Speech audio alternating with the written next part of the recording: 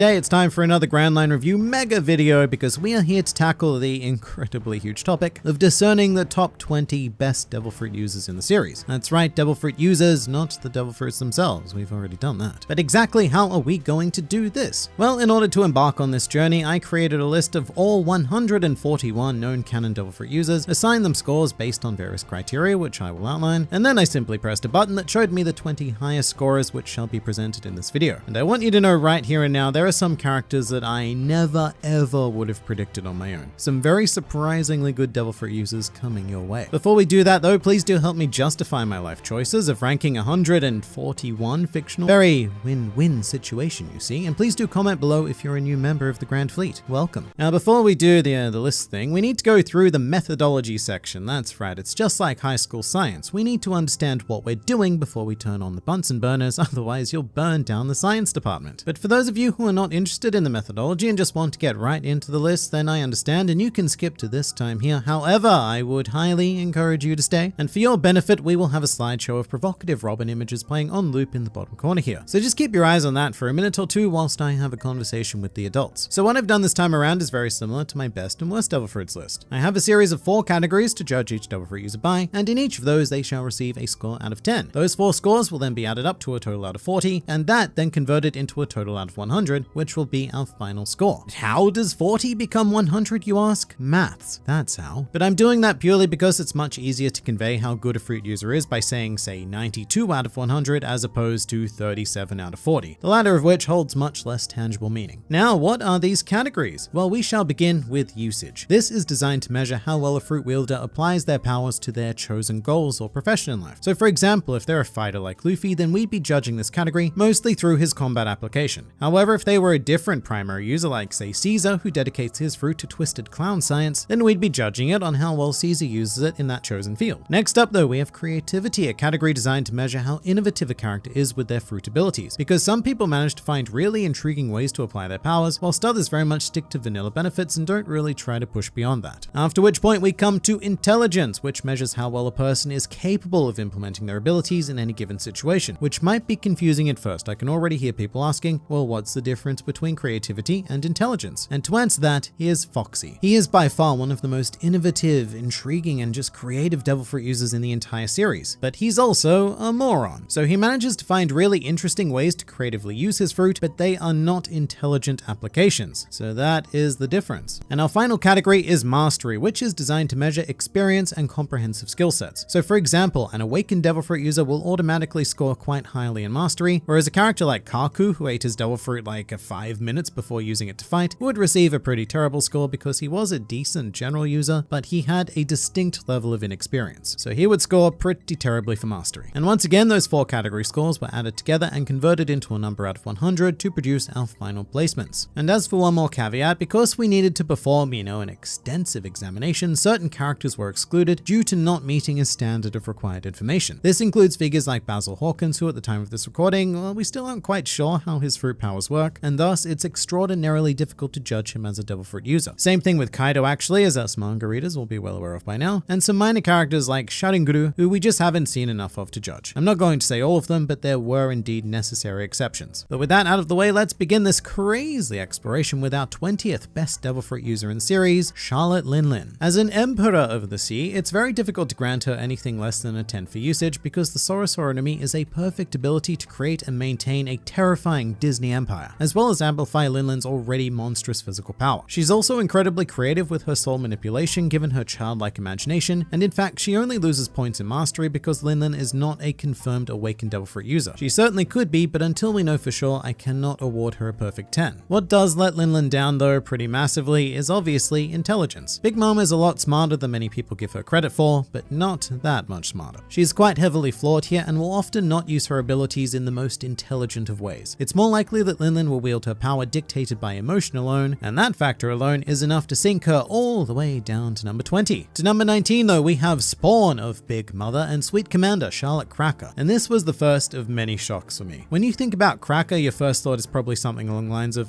biscuits. But delving into him as a fruit user, he's actually kind of astonishing. The Bisu Bisu no Mi has put his elected use, I would say, quite perfectly as a Sweet Commander. He has an incredible range of creativity, especially when it comes to all of the armors he designs and constructs. Plus, he's also quite above average in terms of intelligence, and as for mastery, once again, he's not a confirmed awakened fruit user, so that's going to shave off a point or two. And if Big Mom's mastery was a 9, then I can't quite put Cracker on that level because their experience is too radically different. Doesn't matter though, Cracker has still topped his voracious mother, so good on him. That was a surprise. For number 18 now, we have Mako the Phoenix, who does quite well all around. He's a very clever little birdie, having displayed sound strategic mind and profound mastery of the Tori no Mi model Phoenix that could only be topped if he had awakened it. And it's a controversial topic regarding whether or not mythical fruits can be awakened to begin with, and if so, it's entirely possible that Mako has already done it, but we don't know, so Mako's elected usage is also great as well. As a commander of the Whitebeard Pirates, Mako brandished it to make it all the way to the status of right-hand bird, as well as augmenting his combat prowess, and in modern times he's even become a doctor with the healing flames. Creativity is the only thing that Mako doesn't quite get flying colors for. Nothing I've seen from Mako has really struck me as left field or unique. I mean, he's still kind of creative, but we have and will continue to see better. Not in number 17 though, which will be Kuzan and the Here no Mi. Kuzan's creativity is also a 7 because what he does is fairly standard cookie cutter freezing shenaniganry. However, in exchange, Kuzan was awarded a perfect score in usage because being either an admiral of the Marines or prominent Grand Line loner, either way, he's very well suited to sea travel or sea combat. As a tactical, masterminding admiral type, Kuzan is also an easy 9 for intelligence, perhaps some room to improve, but not too much. And the mastery of 8 mainly comes down to what we've seen of him. It could be greater, to be honest, but as of right now, there are things left to be desired. But still a very solid score as expected of an admiral. An idea which will continue on to Kuzan's main rival and now Fleet Admiral Sakazuki, and his stats actually match Kuzan's perfectly. As such, I almost feel like everything I said about Kuzan can be applied to Sakazuki. However, I will take this opportunity to state that whenever I encountered a tie in total score, I made the decision in regards to ranking at my own discretion. And in this case, Sakazuki ranks higher than Kuzan because he demonstrably topped him in their clash on Punk Hazard. As Devil Fruit users, I do think they're pretty perfectly equal, but Sakazuki did inch it out on that one occasion, so I see no reason why he shouldn't here as well. For our third Admiral candidate in a row, we now move to number 15, where we find ourselves a Wisteria Tiger, Fujitora. His stats are pretty similar to the other two Admirals, with one important change, being that Fujitora scores a perfect 10 for intelligence rather than usage. And this is because Fujitora is a demonstrable schemer, and the degree of thought that he puts into his actions and his fruit does, in my opinion, at least trump that of Sakazuki, who in a very Big Mom way is more governed by emotion, just well, nowhere near as badly. And as for the Zushi no Mi, it's actually slightly less desirable to be applied as an admiral than the more versatile Ice and Magma Logias respectively. Still, he does end up with the same score as the others on 85, and so here he is. Finally moving up in numbers though, we find ourselves with one Trafalgar Law with a very specific score of 86.25. And why not? Law is insane in every way. Currently looking at these numbers, he's one of the most well-rounded users on this list, with highly above average intelligence, a streak of surprising introverted creativity, and a knack for being able to apply this weird ability to just about any goal he needs to meet. Although to be fair, the Ope Ope no Mi is quite naturally versatile. In terms of mastery though, we are losing a couple of points for not being awakened, as well as the idea that Law has not yet reached the pinnacle of its power via the perpetual youth surgery. And he probably never wants to either because it will kill him, but it's very hard to say that one has mastered their fruit abilities without actually having performed all of said abilities. So yeah. In number 13 now, we have another surprise candidate because here's Emporio Ivankov, another one that I would not have picked if I was just constructing a random list in my head thing, but he is absolutely the perfect user of the Horu no Mi. Who else could have been given the hormone abilities and be anywhere near as effective than Ivankov? Creativity, well, you just take one look at this man and tell me that he does not exist at the pinnacle of creativity. I mean, he once used his mascara to block Magellan's poison. We are not dealing with the average mind here, which is relevant because he's also quite intelligent, which I think is often masked by pure flamboyance, but he is notably smart. And with mastery, like many others, I just want to see an awakening and we can talk about bumping up that score. Otherwise, I think Ivankov's done about as well as anyone can. Meanwhile, in number 12, we have Sir Crocodile, a man who is probably one of the finest Logia users we've ever seen in the series, with probably the most unfortunate of natural weaknesses. That doesn't stop Crocodile from turning the power of sand and sand accessories into a fantastic benefit for himself, notably having used a combination of intelligence and creativity to spark an entire civil war, all in pursuit of an ancient weapon. In fact, the only reason why he doesn't have a perfect 10 for intelligence is because he does get quite arrogant, which can, at times, cancel out all of the well-calculated thoughts he's had. Quite unfortunate there, Crocoboy. But even though he was beaten by Luffy on Alabasta, Crocodile is still absolutely one of the best Devil Fruit users that we have ever encountered. Although many newcomers have since threatened that position, one of which is the shockingly effective Bello Betty. This is an example of a Devil Fruit user and a fruit that we're just destined to be. As a member of the Revolutionary Army armed with the Kobu Kobu no Mi, which increases the fighting spirit and strength of others, there can be nothing but a perfect 10 in usage. Of course, to even implement it effectively in the first place, Bello Betty needs super special intelligence to select the right words and psychologically manipulate people, which we have seen a very solid mastery of. All I think we lack right now is superb creativity, which might be difficult to judge because we've only seen a little bit of her in action, but that's what we have to go by.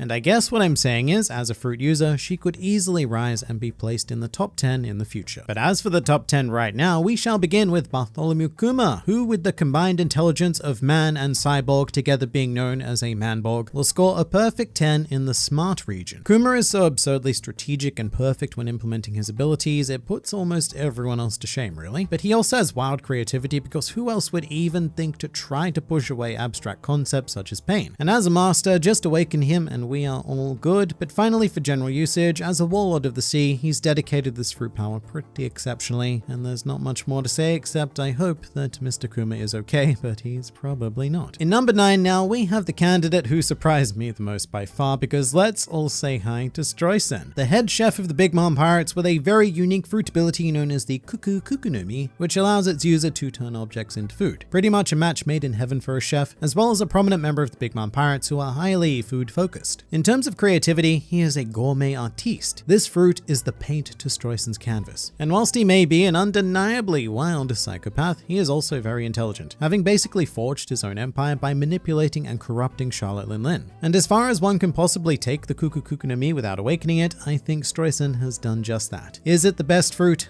Oh no. But has Streusen made the best of a weird situation and used this fruit to its full potential? Absolutely. And that's why he is almost certainly one of the best Devil Fruit users within this entire strange series. In terms of number 8 though, we have a very familiar face, one Monkey D. Luffy, our future Pirate King and current Rabid Brat. With that said, I'm not at all surprised to see Luffy here. Of all of the fruit users in the series, we are most intimately familiar with how he has taken and evolved the Gomu Gomu no Mi to become a much more dangerous and versatile ability than anyone could have ever predicted. Also, creativity is Luffy's forte, having all of that important childlike imagination that we have referenced already with Charlotte Lin Lin, but Luffy also comes equipped with the intelligence to back that up. No, seriously, in combat, he is a mad genius. Luffy's mind works in very strange ways, and it seems to be optimized for the incredibly specific task of defeating powerful enemies. And by the end of the series, I suspect that Luffy will be able to climb the ranks here quite significantly, but for now, let's move to number 7, where we find Marshall D. Teach, an absolute aberration of science and dentistry, and also a unique presence on this list. You'll notice that despite not being an awakened Devil Fruit user, he has a perfect 10 for mastery. And this is simply because I would find it ridiculous to give him anything less than a 10, given that he is the only person in this world who has managed to acquire 2 Devil Fruit abilities. That's pretty damn masterful as a user. But just as with many others, the only thing I feel like Teach is really lacking is creativity. He is a very straightforward man who enjoys letting fate take the wheel after copious planning and implementation, but still, it's weird to get to that moment of truth and just go, well, what happens, happens. He doesn't really push his thinking into the bounds of creativity too much, which is a shame because he may very well top this list if he did. Instead, on this occasion, Blackbeard is going to have to surrender to the might of Caesar Clown because, wow, what an underrated fruit user. Another example of the perfect vessel for the fruit, as Caesar applies the Gasu Gasu no Mi flawlessly to the field of science. Terrifying chemical weapon-based science, but science nonetheless. He has high scores in intelligence and mastery because he is the only known character in the series to have permanently augmented his own Devil Fruit abilities. Because whatever the Gasu Gasu no Mi originally was, look, we'll probably never know, but Caesar is an artificial evolution of it. And he's also quite creative because who else would think to whip out a pair of castanets and use them in an attack known as gastanets? Not you, not me, and probably not you again. Only Clown. Although someone who may have come up with such an idea but then thought better of it is our 5th place finisher, Nico Robin. I've always maintained that Robin is one of the better of the users in the series. We just, so very rarely get to see her in action. In her hands, pun intended, the Hana Hana no Mi is a wealth of clever, creative, and masterful implementation. A nigh on perfect user really, only losing points in usage because Oda just avoids having her actually wield the fruit to Robin's full potential. And then some loss of points in mastery because of the whole not being awakened thing. That really has held a lot of candidates back here today, and I will admit, if you are not an awakened Devil Fruit user, it was very difficult to score above an 8 for mastery. And that's because people like our 4th place finisher, Don Quixote Doflamingo, happen to exist. He has managed to awaken his Ito Ichinomi, and as a result gets an automatic 10 for mastery, because what more can you really do? Doflamingo has pushed this thing to its absolute limits, also garnering perfect 10s in usage and creativity. He is absolutely amazing, with one grand exception being intelligence. When I mentioned that Crocodile lost points here for arrogance, Doflamingo makes Crocodile look humble. Having mastered his powers to their full potential, Doflamingo becomes quite neglectful of using them in the most efficient possible way, which is best observed in his chaotic downfall during the events of the Dressrosa arc. And unfortunately, in our quest to find the bestest, sharpest, devil fruitiest user, we cannot ignore this, and the Heavenly Demon will have to settle for 4th. Which is good, because at the very least he does not upset our 3rd place finisher, Edward Newgate, a man who you would really like to stay on the right side of, a former Emperor of the Sea and of course close rival of Goldie Roger. Whitebeard's usage of the Gurugoronomi is a clear 10, and in addition to this, our curvy moustached fellow was also a master tactician of Sengoku levels and was always able to use his powers at their most effective. I would struggle to call Whitebeard supremely creative. Like, I think he had a lot of nice utility options he developed, but I don't think he quite had the mind to extract the full potential in this category. And for mastery, well, until we hear that he was an awakened user, my hands are kind of tied here and forced to knock off a point. Bam, go away. Point. But a real question now becomes, who ended up beating Whitebeard? Well, that would be a lovable reindeer Tony Chopper in 2nd place, and no, I am not joking. Chopper is by far the most underrated Devil Fruit user in this series. And a lot of that may be the luck of the draw with a reindeer eating the Hito Ichinomi, but Chopper has made more from his abilities than really almost anyone else I can think of. To this day, he is the only non-mythical Zoan user to have found access to forms beyond the initial 3 human, beast, and hybrid options. His medicinal intelligence and childlike wonder together have resulted in this fantastic exploration that nobody else would be capable of. I mean, Chopper even pushed this idea so far that he had awakened his Devil Fruit long before the Straw Hats had even arrived on Drum Island. Although it did take him quite a while to control it, but he did. And as such, there's a nice 10 in mastery here for Chopper, as well as every other high score, because Chopper is phenomenal, and as a Devil Fruit user, he answers to only one man, who is our 1st place finisher, Charlotte Katakuri. I didn't want to do this. I didn't want to give Katakuri a perfect score for all 4 categories, but I was forced to, because I simply could not think of any reason why he would lose points in any of them. In terms of usage, he's perfect. In terms of creativity with the Mochi Mochi no Mi, perfect. His ridiculous intelligence and implementation of the powers, perfect. And for mastery, well, he's obviously an awakened user, so perfect again. Which does make sense because all his life, Katakuri strove to be the perfect being. And in terms of Devil Fruit usage, I would say he absolutely accomplished that. Of course, that doesn't mean he can't be defeated by, say, a less than perfect Monkey Man, but that is for other reasons. Whereas in the context of this discussion, I can't deny this man a perfect 100 out of 100, because Charlotte Katakuri, you are the very major model of a modern major Devil Fruit user. You are one superb mofo.